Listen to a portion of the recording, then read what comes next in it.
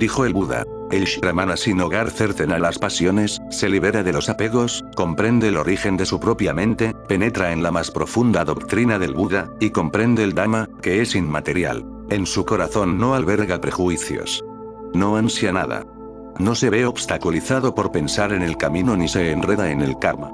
Sin prejuicios, compulsión, disciplina, iluminación, y sin ascender escalón alguno, y no obstante en posesión de todos los honores en sí mismo. Eso se llama el camino. Dijo el Buda. Quienes se afeitan la cabeza y el rostro se convierten en Shramanas y quienes reciben instrucción sobre el camino deben abandonar todas las posesiones mundanas y contentarse con lo que obtengan mendigando. Una comida al día y una morada bajo un árbol, y ninguna de ambas debe repetirse, porque lo que hace al ser humano estúpido e irracional son los apegos y las pasiones. Dijo el Buda. Hay 10 cosas que todos los seres consideran buenas, y 10 cosas malas. 3 de ellas dependen del cuerpo, 4 de la boca, y 3 del pensamiento. Los 3 actos nocivos que dependen del cuerpo son matar, robar y cometer adulterio. Los 4 que dependen de la boca son calumniar, maldecir, mentir y adular. Los 3 que dependen del pensamiento son envidia, cólera y pasión ciega. Todas estas cosas van contra el sacro camino, y por tanto son nocivas. Cuando no se practican esos males, hay 10 actos buenos. Lo primero, antes de profundizar en estos sutras, el Buda insiste mucho en la idea de un sin hogar itinerante, en la idea del carecer de morada. No hay que comprenderlo de manera literal, pero la idea es muy importante. Si construyes un hogar, si levantas un hogar a tu alrededor, estás haciendo algo que no es posible en la naturaleza de las cosas. Porque esta vida es un fluir, esta vida no es más que momentánea. Esta vida no es estable, ni permanente, y estamos aquí tan solo unos momentos. La muerte se aproxima continuamente. Morimos a cada momento mientras permanecemos vivos. Alzar ese lugar, construir ese espacio, un hogar, es absurdo. Un hogar no es posible aquí. El hogar solo es posible en la eternidad. El tiempo no puede ser convertido en un hogar, y si intentas hacerlo entonces te hallarás en una desdicha constante, porque lucharás contra la naturaleza. Irás contra lo que el Buda denomina el Dhamma. Dhamma significa simplemente Tao, la manera en que las cosas son. Si quieres convertir en permanente un sueño, entonces sufrirás, porque un sueño no puede ser permanente. Su naturaleza es impermanente. De hecho, incluso es difícil repetir el mismo sueño. El sueño es ilusorio, y no puedes vivir en él para siempre. Considerar una vida permanente aquí, en esta orilla, en la orilla del tiempo, es una estupidez. Si fueses un poco inteligente, si fueses un poco consciente y pudieras ver lo que sucede a tu alrededor, antes no estabas aquí, y llegará un día en que tampoco lo estés. ¿Cómo puedes crear un hogar? Puedes permanecer aquí como quien pasa una noche en un caravanserrallo, pero cuando llegue el alba deberás partir. Sí, puedes plantar tiendas, pero no puedes construir un hogar. Puedes contar con refugio, pero no debes apegarte a él. No deberías llamarlo mío. En el momento en que dices que algo es mío estás cayendo en la estupidez. Nada te pertenece, nada puede pertenecerte. En la verdadera naturaleza de las cosas, uno es un sin hogar itinerante. El tiempo es impermanente. Tiempo significa lo temporal. El tiempo no puede albergar ningún hogar eterno. Construir un hogar en el tiempo es construirlo en la arena, o como dibujar en el agua. Puedes hacerlo continuamente, pero continuamente desaparece. El Buda dice que comprender esta condición de carecer de hogar es pasar a ser un sannyasin. No es necesario que abandones tu hogar. Puedes hacerlo si te sientes mejor. Si se ajusta a tu naturaleza, entonces puedes abandonar el hogar, y convertirte en un vagabundo en sentido literal, pero no es una condición fundamental. Puedes seguir en casa, pero para ti ya no será un hogar. Sabrás que no la posees, podrás estar utilizándola por un tiempo, pero mañana deberás irte. Así que no crees un hogar en ninguna parte, ni siquiera en el cuerpo, porque ese cuerpo también desaparece continuamente. Si no creas un hogar en ninguna parte entonces eres un sannyasin en espíritu, y un sannyasin nunca se siente desdichado. Porque la desdicha proviene del apego. Cuando los apegos no se satisfacen tal y como se deseó, cuando no se colman las expectativas, surge la frustración. La frustración es un derivado. Si no albergas expectativas, entonces nada puede frustrarte. Si no quieres crear un hogar aquí, ni siquiera la muerte puede asustarte. Nada puede asustarte. ¿Cómo puedes sentirte desdichado si no te aterras a nada? El apego crea desdicha, porque uno se aterra, y en la verdadera naturaleza de las cosas, estas no hacen más que cambiar. Así que el apego no es posible. Las cosas resbalan continuamente de nuestras manos. No hay modo de apegarse a ellas. Te apegas a tu mujer, a tu esposo, a los hijos, a los padres, a las amistades. Te apegas a personas, a cosas, y todo está en constante fluir. Intentas agarrar un río entre los brazos y el río fluye deprisa. Corre hacia un destino desconocido, y te frustras. La esposa se enamora de otro, y te frustras. El esposo huye con otra, y te frustras. El hijo muere, y te frustras. El banco se arruina, se declara en bancarrota, y te frustras. El cuerpo enferma, se debilita, la muerte empieza a asomar por la puerta, y te frustras. Pero esas frustraciones existen a causa de tus expectativas. Tú eres el responsable. Si llegas a entender que este lugar no es un hogar y te conviertes en un sin hogar itinerante, en un extranjero en una tierra desconocida, de la que debes partir, marcharte, si has llegado a comprender esa cuestión, si la has penetrado, entonces no crearás un hogar en ninguna parte. Te conviertes en un errabundo sin hogar, en un paribrajaka. También te puedes convertir en un paribrajaka en el sentido literal de la palabra. Depende de ti. Puedes convertirte en vagabundo de verdad, o en vagabundo espiritualmente. Yo tampoco insisto en que haya que convertirse en vagabundo de verdad. Porque, ¿qué sentido tendría? Tampoco era lo que quería decir el Buda. Has de tenerlo bien claro. El Buda no dijo qué había que hacer, ni siquiera si había que seguirle literalmente. Es cierto que le siguieron millones de personas de forma literal, que abandonaron sus hogares y a sus familias. Se convirtieron en bhikkhus que vagaban por todo el país, mendigando. Pero yo no quiero insistir en ello. Si lo comprendes de verdad, entonces no es necesario llevarlo a cabo de forma concreta. Porque me parece a mí que cuando una persona no comprende del todo la cuestión, entonces se convierte en vagabundo de verdad, porque de otro modo no es necesario. Puedes quedarte en casa, con tu esposa y tus hijos, y no obstante ser consciente de que nada te pertenece. Ser consciente para no caer en apegos. Ser consciente para que si las cosas cambian estés dispuesto a aceptarlo, que a lo hecho pecho, que no llorarás, ni enloquecerás. A mí me parece que eso es más significativo que convertirse en un vagabundo de verdad, porque esto último es más fácil. Porque si no hay hogar y no posees nada, entonces, ¿a qué renuncias? La idea misma de renunciar deja claro que en algún lugar del inconsciente creíste poseer, porque solo se puede renunciar a algo que se posee. ¿Cómo se puede renunciar? Tu esposa no es tuya. ¿Cómo puedes entonces renunciar a ella? ¿Y a tus hijos? Si no te pertenecen, ¿qué sentido tiene renunciar? Basta con que comprendas que no te pertenecen, que somos extraños, que nos hemos encontrado en el camino, o que nos hemos cobijado bajo el mismo árbol durante unos pocos días, pero que somos extraños. Basta con que lo comprendas en el hondón de la conciencia. Yo insisto en que hay que convertirse en un vagabundo espiritual. No es necesario convertirse en mendigo. Basta con permitir que tu espíritu sea el de un vagabundo, basta con eso. No crees ningún apego en tu espíritu. Ahora trata de entender estos maravillosos sutras del Buda. Dijo el Buda, el Shramana sin hogar cercena las pasiones. Las pasiones son nuestros sueños. Las pasiones son nuestros sueños acerca del futuro, los deseos del futuro, los deseos acerca de cómo deberían ser las cosas. En lo más íntimo de nosotros mismos siempre nos hallamos descontentos. Sea lo que sea, nunca acaba de colmarnos. No dejamos de soñar acerca de poder cambiar las cosas. Comprar una casa mejor, tener una esposa mejor, contar con una educación mejor, tener más dinero, tener esto y tener lo otro. Siempre pensamos en términos de cómo mejorar la vida. Vivimos en un futuro que no es. Vivir en el futuro es un sueño porque no existe. Vivir en el futuro está basado en un profundo descontento con el presente. Así que es necesario comprender dos cosas acerca de las pasiones. Una es que nos apegamos a lo que tenemos. Fijaos en la paradoja. Nos apegamos a todo lo que tenemos, pero no acabamos de estar satisfechos con ello. Nos sentimos desdichados, así que deseamos modificarlo, decorarlo, mejorarlo. No dejamos de apegarnos a lo que tenemos y no dejamos también de desear lo que no tenemos. Y ambas fuerzas nos aplastan. Y eso es así continuamente.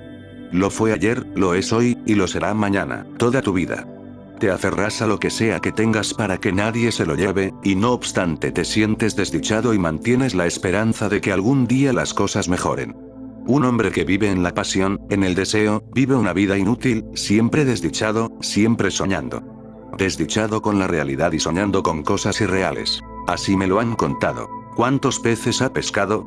Le preguntó uno que pasaba al anciano Mullah Nasruddin, que se hallaba pescando al final del espigón. Bueno, empezó a decir el Mullah, pensativo, si acabo pescando a este que está ahora mordisqueando el cebo y otros 2, entonces tendré 3. No tenía nada. Así es como sueña la mente humana. Nuestra vida es corta, muy corta, y nuestros sueños inmensos. Seamus y Brigitte se conocieron en Rockaway Beach. Al tenderse juntos en una manta bajo el paseo marítimo, Seamus susurró con voz ronca. Te quiero, Brigitte. Pero, protestó Brigitte, si acabamos de conocernos. Ya lo sé, contestó Seamus, pero es que solo estaré aquí este fin de semana. Pero lo cierto es que todo el mundo solo estará aquí este fin de semana. La vida es realmente corta. ¿Cómo es posible el amor? ¿Cómo puedes crear un hogar aquí? ¿Cómo puedes poseer algo? Todo desaparece continuamente. Persigues fantasmas. Dice el Buda. El Shrarmana sin hogar cercena las pasiones, se libera de los apegos. Al decir apego se está refiriendo a las relaciones que no existen, pero que crees que sí. Eres un marido, y crees que por ello existe una cierta relación entre ti y tu esposa, pero no es más que una creencia. ¿No has observado el hecho de que aunque vivas 40 o 50 años con una mujer, sigue siendo una extraña, y tú un extraño para ella? A lo largo de los siglos, el hombre ha intentado entender a la mujer, a su mente, a la mente femenina, pero todavía no ha sido capaz de hacerlo. La mujer ha intentado entender la mente del hombre, pero para ella sigue siendo un misterio. Y eso que hombres y mujeres han vivido juntos desde siempre. Obsérvalo. ¿Cómo puedes relacionarte con alguien? El otro permanece fuera de tu alcance. El otro es otro, inalcanzable. Puedes tocar la periferia, y el otro incluso puede pretender que sí, que estáis relacionados, pero seguimos estando solos. Las relaciones son imaginarias. Ayudan. En cierto sentido ayudan. Nos permiten sentir que no estamos solos. Hacen que la vida sea un poco más cómoda, pero esa comodidad es ilusoria. El otro no deja de ser otro, y no hay modo de penetrar en el misterio del otro. Estamos solos. Cuando el Buda dice, el Shrarmana sin hogar cercena las pasiones, se libera de los apegos, quiere decir que se da cuenta de que no es posible apegarse. El apego es imposible, la relación es imposible. Toda relación no es más que un esfuerzo absurdo, porque no puedes llegar al otro, no puedes tocar el centro del otro ser. Y a menos que se toque el centro no hay manera de relacionarse. Desconoces el alma del otro, solo conoces el cuerpo, las acciones, las actitudes, que no son más que la periferia. Nos conocemos en la periferia. Ese es el misterio de las relaciones. Nos quedamos en la periferia y no dejamos de creer en nuestra esperanza, en nuestro deseo, de que un día la relación sucederá de verdad y que el centro conocerá al centro, que el corazón hallará al corazón, que nos disolveremos. Pero nunca sucede. No puede suceder. Resulta difícil hacerse consciente de esta perturbadora realidad porque afecta al terreno en que te mueves. Te quedas tan solo que empiezas otra vez a creer en viejos sueños, en viejas relaciones, en esto y en aquello. Empiezas a tender puentes, pero nunca tienes éxito. Nunca lo has tenido. No se trata de que no te esfuerces lo suficiente, ni de que carezcas de la capacidad de hacerlo, sino de que, en la verdadera naturaleza de las cosas, el apego es una imposibilidad. Intentas hacer algo que esa realidad no permite. Tu soledad es eterna. El Buda dice que comprender esa soledad y ser consecuente con ello significa soltar los apegos. No se trata de que escapes del mundo, sino simplemente de soltar los apegos, de soltar los puentes. Y esa es la belleza, porque cuando caen todos los apegos, te haces más comprensivo, y tu vida con los demás es más sosegada, porque ya no esperas lo imposible, no albergas expectativas. Pase lo que pase te sientes agradecido, y todo aquello que no pasa sabes que no puede pasar. En un sentido muy profundo, te haces muy aceptador. No fuerzas la realidad según tus deseos. Empiezas a aprender cómo soltar, cómo ser uno en armonía con la propia realidad. Dice el Buda. Comprende el origen de su propia mente, penetra en la más profunda doctrina del Buda. ¿Qué es la profunda doctrina del Buda? El mensaje más importante del Buda es el del no ser, anatta, esa es su doctrina más profunda. Hay que entenderla. Primero dice que no hay que hacer ningún hogar aquí, luego que no hay que apegarse, y a continuación te dice que te mires a ti mismo, que no eres. Primero dice que el mundo es ilusorio, que no hay que crear un hogar aquí. Luego dice que los apegos son meros sueños, que hay que soltar los apegos de la mente. Y luego pasa a su doctrina más profunda. Esa doctrina es: ahora mira en tu interior, no eres. Solo puedes existir con un hogar, con posesiones y con relaciones. El yo no es más que una combinación de todos los sueños, un efecto acumulativo. Los sueños de poseer cosas, de poseer personas, relaciones, apego, amor, pasión, sueños de futuro, se acumulan y se convierten en el ego. Cuando sueltas todo eso desapareces, y con tu desaparición la ley empieza a funcionar de forma auténtica. Eso es lo que el Buda denomina el Dhamma, el Tao, la ley esencial. Así que el ego cuenta con 3 capas. La primera, el mundo, es decir, tu hogar, tu coche, tu cuenta bancaria. La segunda, los apegos. Tus relaciones, tus asuntos, tus hijos, tu esposa, marido, amigos, enemigos.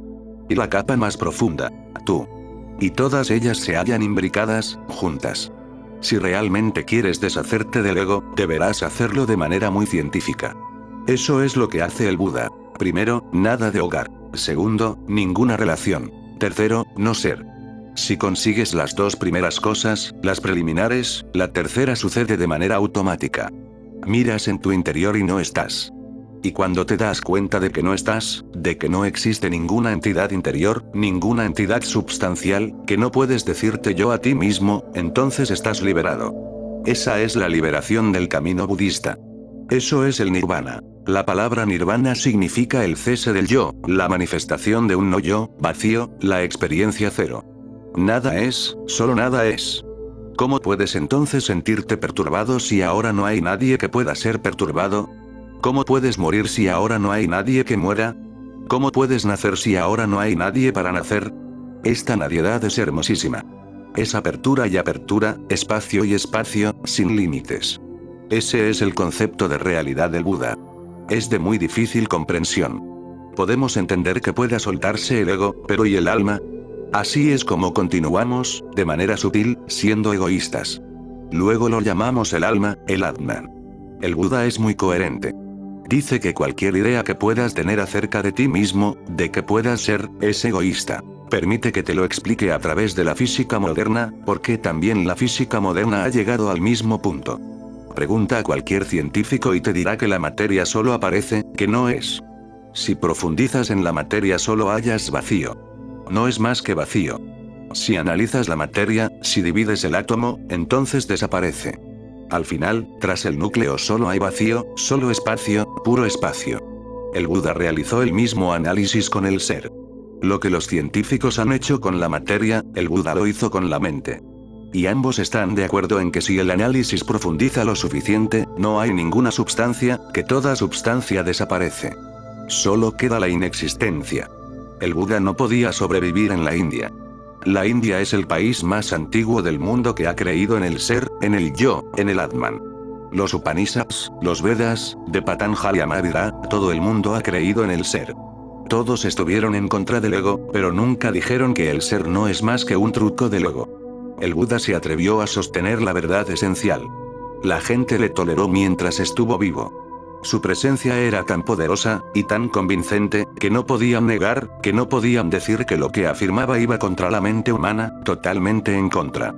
Tal vez discutía de ello por aquí y por allá, e incluso en ocasiones algunos fueron a discutir con él. ¿Qué es lo que dices? Entonces, ¿qué sentido tiene liberarse si no queda nada? Nosotros esperamos la liberación para así estar liberados. El énfasis que hace él es que tú nunca te liberarás, porque hasta y a menos que tú mueras, no habrá liberación. La liberación es respecto del ser, no es el ser el que se libera. La liberación es respecto del propio ser, pero su presencia resulta convincente que lo que dijese debía ser verdad. Su existencia era la prueba.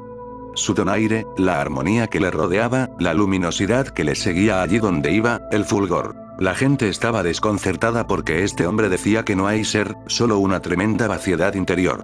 No podían negarlo. Pero cuando el Buda desapareció, empezaron a criticarle, a ponerle en causa. Empezaron a negarle. Al cabo de solo 5 siglos de que el Buda hubiera abandonado su cuerpo, el budismo se había desenraizado de la India. La gente no creía en una actitud tan drástica. Nada es, el mundo es ilusorio, los apegos son estúpidos, y a fin de cuentas tú no eres. Entonces, ¿qué sentido tiene todo? Si todo es un sueño, y si incluso el ser es un sueño, ¿para qué preocuparnos? Dejemos que siga siendo un sueño, así al menos habrá algo. ¿Para qué esforzarnos tanto solo para realizar la nada? Pero hay que entenderlo bien. Lo que el Buda denomina nada es nada de tu lado. Dice que no queda nada, nada de tu mundo, nada de tus relaciones, nada de ti, pero no está diciendo que quede la nada. Dice que no queda nada de tu lado, y que lo que queda no puede ser expresado. Lo que queda no hay manera de expresártelo, no hay modo de comunicarlo. Porque, se comunique como se comunique, será mal interpretado. Si el Buda dijese, sí, el Atman, el ser, existe, pero el ser es un estado sin ego, podrías asentir y decir que sí, que comprendemos. Pero no es así, porque la propia idea del ser conlleva algo de ego.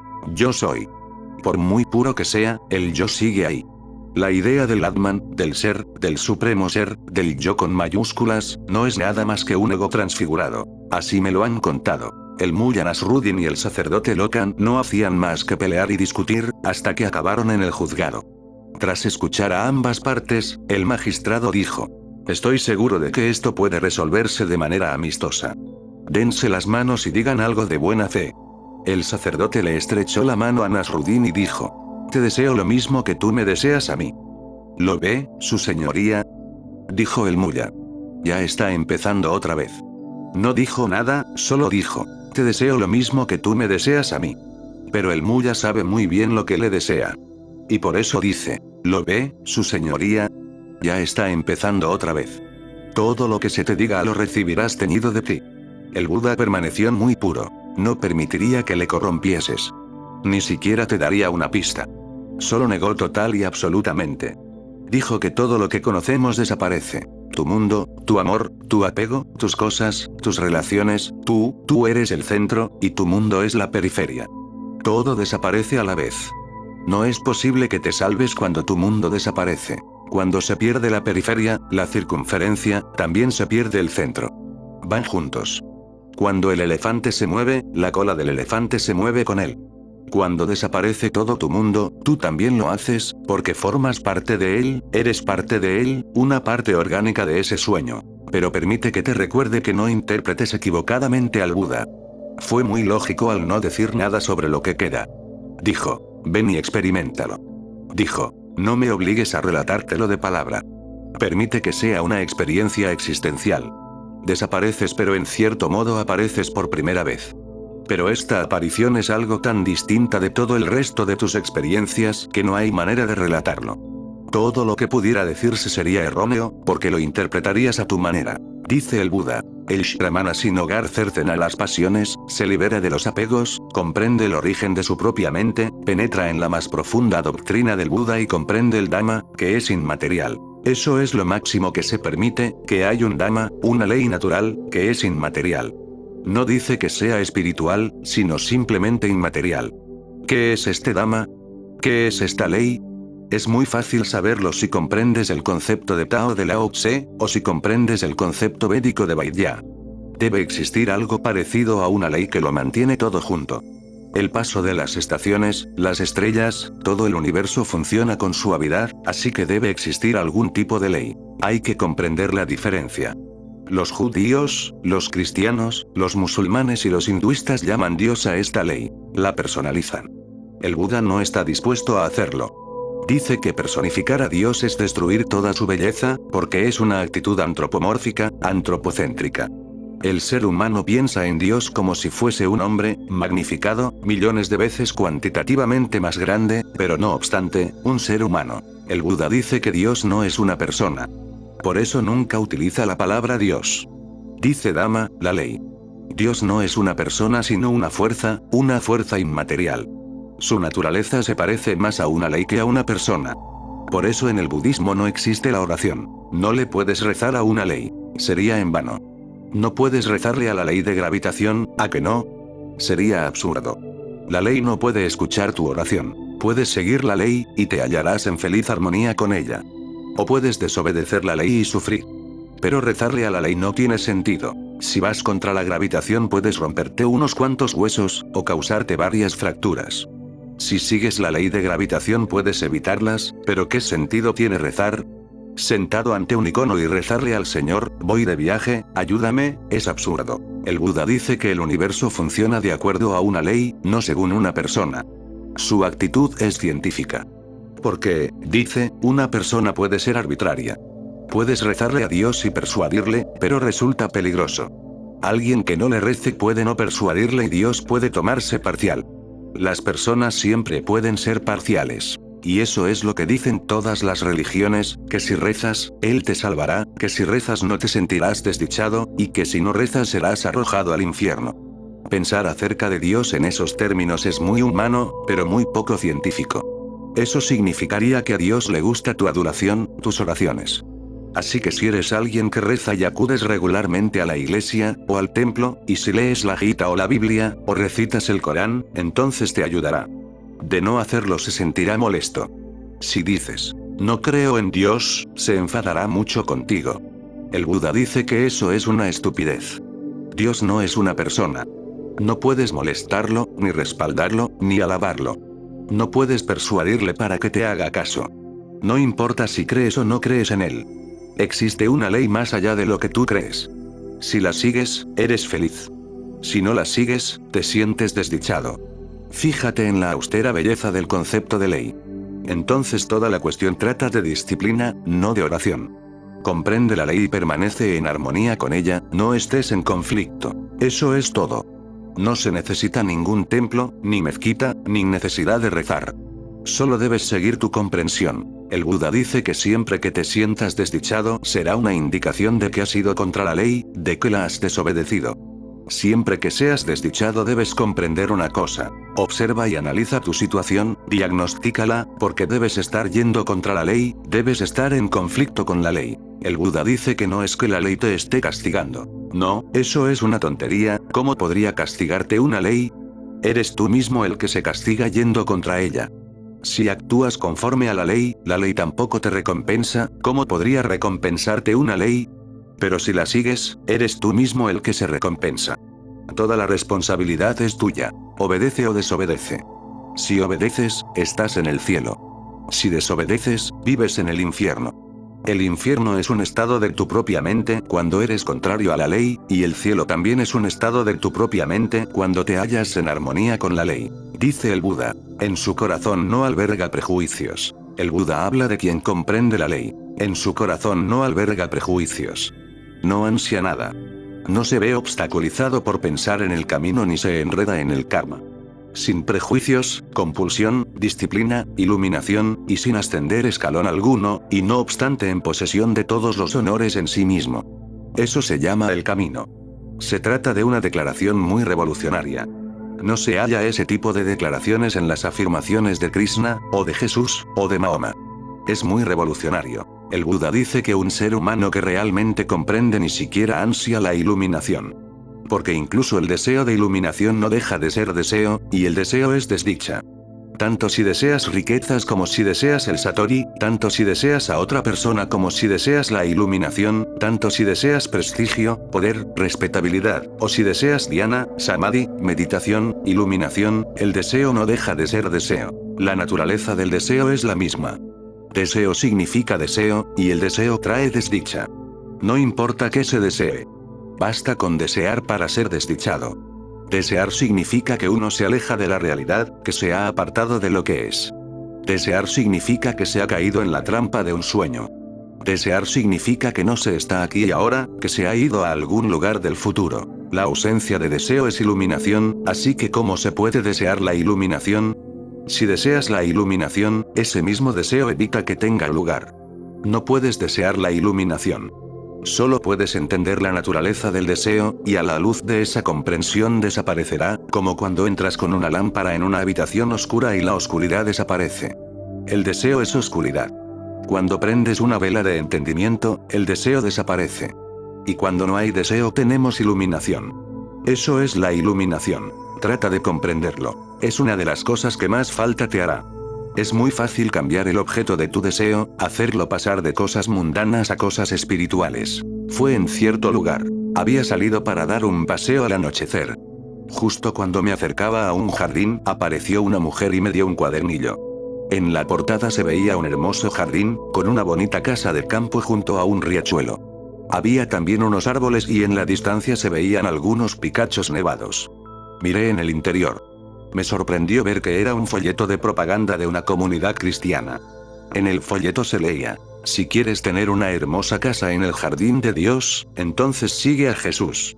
Si en el otro mundo quieres una casa así de hermosa, sigue a Jesús. Ahora bien, este tipo de actitud parece muy mundana, pero así ha sido siempre. Excepto la actitud del Buda, el resto de religiones te piden de una u otra manera que no sueltes el deseo, sino que cambies el objeto de ese deseo. Esa es la diferencia. Te dicen: no desees objetos mundanos, sino celestiales. No desees dinero, desea a Dios. Ahora puedes ver la diferencia, el cambio revolucionario que eso supone. El Buda dice simplemente que no desees, no es cuestión de qué se desea. Si deseas seguirás siendo desdichado. No desees, eso es todo. Sé sin deseo, eso es todo. Y cuando eres sin deseo estás sosegado, tranquilo y recogido. Cuando eres sin deseo el ego desaparece, desaparece la desdicha y sintonizas con la ley. Tu deseo siempre entra en conflicto con la ley. Tu deseo simplemente dice que no estás satisfecho con lo que te ha sido dado. ¿Pides más o pides otra cosa? Una persona sin deseo dice: cualquier cosa está bien. Cualquier cosa que suceda, sucede. Lo acepto y lo tomo. No tengo otro pensamiento. Si eso es lo que pasa, me deleito en ello, sea lo que sea. Lo disfruto. Soy con ello. Eso es lo que denomino entrega. Entregarse significa no desear. Dice el Buda: no se ve obstaculizado por pensar en el camino. Si deseas a Dios, el paraíso, de hecho, la palabra paraíso significa jardín vallado, si deseas bellos palacios en el otro mundo, entonces incluso el camino, el sendero, la religión, la Biblia, el Corán, la Gita, serán un obstáculo para ti, serán una gran carga, porque una mente de deseo siempre se halla desasosegada, siempre vacila, siempre piensa en lo que pasará o dejará de pasar, y siempre duda de si alguna vez le ha pasado a alguien. ¿Soy tonto por desearlo? ¿Existe en realidad? ¿Existe el otro mundo? ¿Dios? ¿La felicidad? ¿El paraíso? ¿O se trata simplemente de un mito, de una fábula infantil para gente que necesita juguetes? E incluso en esas circunstancias, el camino se convierte en tensión, porque lo utiliza como medio para alcanzar un fin. El Buda dice que el ser que comprende ni siquiera se ve obstaculizado por pensar en el camino, porque no va a ninguna parte, y por ello no hay camino alguno. Está sencillamente aquí. Cuando se va a alguna parte se necesita un camino. Cuando comprendes, simplemente disfrutas de estar aquí. Basta con este momento. No hay lugar alguno al que dirigirse. ¿Qué sentido tiene pues un camino, un sendero, unos medios? No hay meta, no hay fin, ningún sitio al que ir. Yo también insisto en lo mismo. No hay ningún sitio al que ir. Solo hay que estar aquí todo lo posible. No permitas que tu mente vaya a ninguna parte. Y en ese momento, cuando no vas a ningún sitio, todo se aquieta. Experiméntalo. Puedes experimentarlo ahora mismo, escuchándome, si no vas a ninguna parte. Puedes escucharme de dos maneras. Una pertenece a la mente, al deseo. Puedes escucharme a fin de descubrir alguna clave y así iluminarte. Hallar alguna clave para que así puedas entrar en el palacio de Dios. Descubrir la llave. Así estarás intranquilo, incómodo. O bien puedes escucharme sin albergar la idea de ir a ninguna parte. Puedes limitarte a escucharme, puedes permanecer aquí conmigo. En ese silencio, cuando estás simplemente ahí, deleitándote conmigo, escuchándome como quien escucha una cascada, como quien escucha el trinar de los pájaros en los árboles, como quien escucha al viento entre los pinos, escuchando sin ninguna razón, entonces, en ese momento, estás sintonizado con el Tao, estás sintonizado con el Dhamma, estás sintonizado con el universo. El universo va a alguna parte. Tú sintonizas con él, y te mueves con el río, sin meterle prisa, y de ese modo no tienes más objeto que el todo. Dice el Buda. Ni se enreda en el karma. Quien comprende no ha de hacer nada, solo es. Su ser es toda su acción. Su acción es su deleite, su disfrute. Pregúntale a un pintor. Si es un pintor auténtico, entonces disfrutará pintando, no a causa del resultado. Puede que haya o no haya un resultado, pero eso es irrelevante. Alguien le preguntó a Van Gogh, ¿cuál es su mejor cuadro? Él estaba pintando algo, así que dijo, Este mismo, el que pinto ahora mismo. La gente se preguntaba por qué pintaba Van Gogh si no vendía ni un solo cuadro. No vendió ni un solo cuadro en vida. Y se moría de hambre, porque no tenía suficiente para vivir. Cada semana su hermano le pasaba una cierta suma, justo para vivir. Así que comía 3 días a la semana, y los otros 4 ayunaba para ahorrar dinero para las pinturas, los pinceles, y los lienzos, que no vendía. La gente creía que estaba loco, pero él era tremendamente feliz, muriéndose de hambre y feliz. ¿Cuál era su felicidad? El acto mismo de pintar. Recuerda, una acción se convierte en un karma, en una dependencia, si tiene alguna finalidad, si vas a alguna parte. Pero si tu acción es solo tu deleite, como juegan los niños, haciendo castillos de arena, disfrutando, sin que su actividad tenga un objeto, solo jugar, siendo la actividad el juego en sí mismo, entonces no hay karma, no hay dependencia. Entonces cada acción conlleva más y más libertad, dice el Buda. Sin prejuicios, compulsión, disciplina. Quien comprende no requiere de disciplina. Su comprensión es su disciplina. Tú necesitas disciplina porque tu comprensión no basta. Alguien me escribió una carta diciéndome que sabía lo que estaba bien pero que no dejaba de obrar mal. Sabe lo que está mal pero continúa haciéndolo. ¿Cómo puedo cambiar? Me preguntaba. Ahora bien, si realmente sabes lo que es correcto, ¿cómo puedes obrar mal? Tu conocimiento debe ser prestado, no puede ser verdaderamente tuyo. Si supieras de verdad lo que está mal no lo harías. Es imposible. Si lo haces demuestras que no lo sabes. Sócrates solía decir, el saber es virtud. Si sabes algo, empieza a pasar. Pero el saber debe ser real, y con real quiero decir que debe ser tuyo, debe haber llegado a través de tu propia vida, debe ser una esencia de tu propia experiencia. No debe ser prestado, ni académico, ni escritúrico, no debe ser información y ya está. Debe ser tu propia experiencia, debes de haberlo vivido. Si es así no puedes ir contra ese saber, es imposible. ¿Cómo puedes atravesar una pared sabiendo que es una pared? Pasas por la puerta. Nunca se te ocurrirá venir a decirme, lo sé, ya sé dónde está la puerta, pero sigo intentando primero atravesar la pared. Siempre me doy de cabeza. ¿Qué puedo hacer? Si sabes dónde está la puerta pasas por ella. Si dices que sabes y no obstante, sigues intentando pasar por la pared, estás demostrando que no lo sabes. Puedes haber oído hablar de qué es una puerta, tal vez te lo haya contado alguien, pero no confías en ello. Tu acción demuestra lo que sabes. Tu acción es la única prueba de tu conocimiento, y de nada más. El Buda dice que si el saber está ahí entonces no hace falta disciplina alguna. El saber conlleva su propia disciplina intrínseca, interna. Existen 2 tipos de disciplina, al igual que 2 tipos de saber. Si el saber proviene del exterior, entonces debes forzarte a seguir una disciplina. Si ese saber mana, rebosa de tu interior, entonces no es necesaria disciplina alguna. La disciplina llega como una sombra de ese saber, dice el Buda. Sin disciplina, iluminación, y sin ascender escalón alguno. Y el Buda dice que no hay escalones. Hay gente por ahí que llega y me dice, soy avanzado pero todavía no realizado. Pretenden que se lo certifique, que les dé una indicación de lo lejos que han avanzado, o del nivel en el que están. El Buda dice que de hecho no hay graduaciones. Solo hay 2 tipos de personas, iluminadas y ignorantes. No hay nada en el medio. No hay nadie que esté en medio. O estás vivo o estás muerto, pero no hay nadie en el medio. O sabes o no sabes, pero nada más. Los escalones no existen. Todas las graduaciones son trucos del ego. El ego dice, sí, todavía no estoy iluminado, pero estoy muy avanzado. Tengo una nota de 99, un punto más y estaré iluminado. No me queda mucho, estoy muy adelantado. Abandona todas esas tonterías. Si no estás iluminado entonces no estás iluminado, así de simple. Toda la gente ignorante es igual y todos los iluminados también. La diferencia radica únicamente en que tú estás dormido y que alguien sentado a tu lado permanece totalmente alerta y consciente. Esa es la única diferencia. Si estás despierto, estás despierto. No puedes decir, estoy justo en el medio. Ese estado no existe. Si estás dormido, pues lo estás. Si estás despierto, pues estás despierto. Y la diferencia es pequeña, aunque tremenda. Alguien totalmente atento sentado y despierto tiene a otra persona roncando a su lado.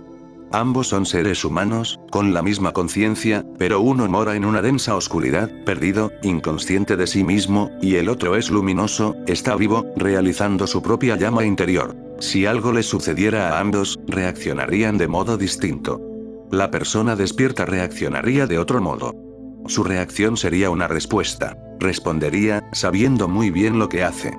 Si la persona dormida reacciona, será de manera mecánica, sin darse cuenta de lo que hace.